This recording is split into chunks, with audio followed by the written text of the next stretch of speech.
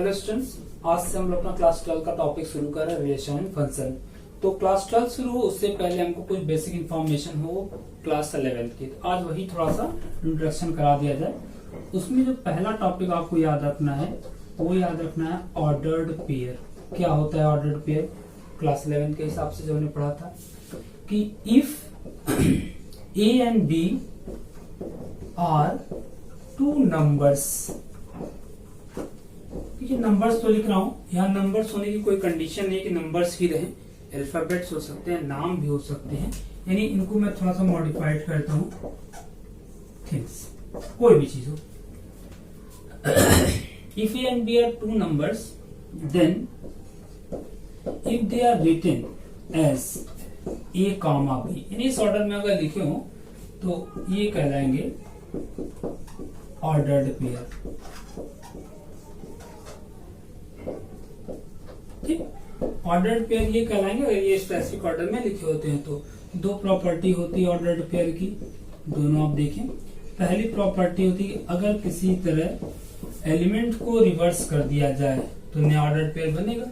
ये दोनों ordered pair आपस में इक्वल नहीं होंगे। और दूसरी बात कि अगर दो कोई ऑर्डर्ड पेयर आपस में इक्वल हो जाए तो इस सिचुएशन में क्या होता है, करस्पॉन्डिंग पार्ट्स आपस में इक्वल रहेंगे, यानी a is equals to C होगा और b is equals to a is equals to C होगा और b इज मतलब करस्पॉन्डिंग, पहला पहले बराबर, दूसरा दूसरे बराबर। ये बात हुई कार्टेशियन ऑर्डर्ड पेयर की। अगले टॉपिक में चलेंगे हम लोग और जिसका नाम था हम लोग का कार्टेशियन प्रोडक्ट।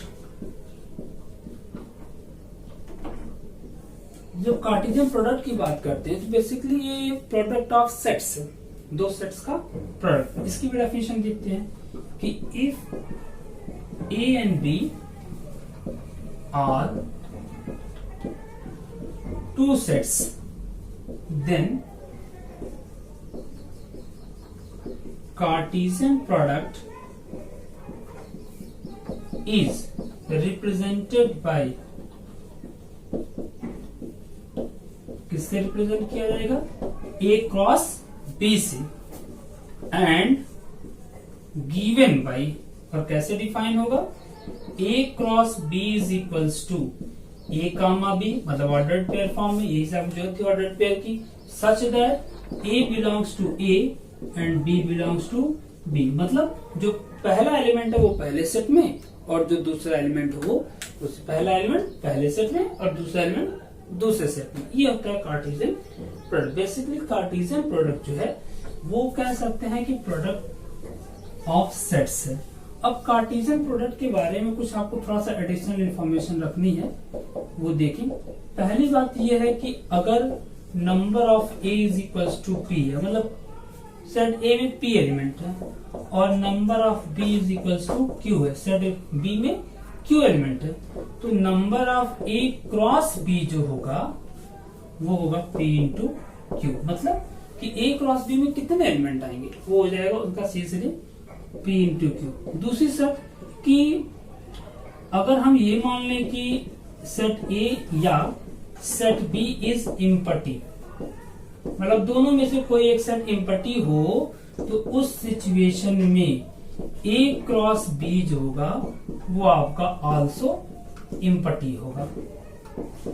और इसी तरह तीसरी प्रॉपर्टी बन जाती है कि अगर ए या बी इज इनफाइनाइट, इनमें से कोई क्या हो, इनफाइनाइट हो, तो क्या हो जाएगा आपका A cross B is also infinite, तो ये भी आपका क्या रहेगा, इनफाइनाइट होगा।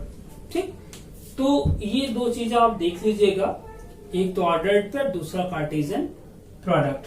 बाकी हम आगे डिस्कस करेंगे अपने नेक्स्ट वीडियोस में। तो फिलहाल में आप इतना देख लीजिएगा और जो टॉपिक है 12 के रिलेशन वो नेक्स्ट वीडियो में शुरू होगा जल्दी आपको